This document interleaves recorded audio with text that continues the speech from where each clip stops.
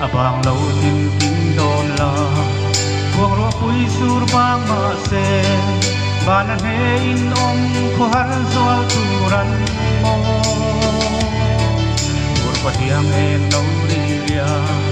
alo he suak le si thi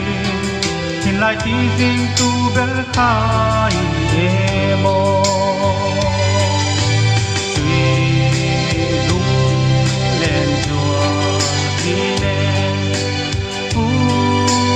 Yang em nâu ri riai Kim cả hắn đón sang mìa ôm ngay kia nung hứng muôn liang dù rồng thế Một lẽ đi hel liam dè đi Thar khổ râu mây lâu già mê Cắt hình lại dung thu lim mô dinh ruai lại ngày nấu cây tê nắng nét má ngày suy bùa na đầm lại hôn tim căng chia tên lại in tê chỉ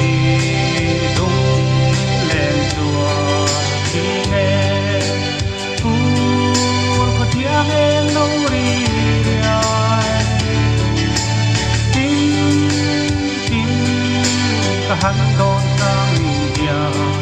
ôm ngay tiếng nung hứng muôn liang dù rồng tê chỉ qua la mà riêng tê in dầu khô rê đâm dia ya hia mà tiếng hung lê nung hưi tê cả khi ra đồ na văn xây chín ông ông đòn thịt lên lấy xì lâu hia từng nung cá xiêm hiền tí rong lại không suy rung lên chùa khi nghe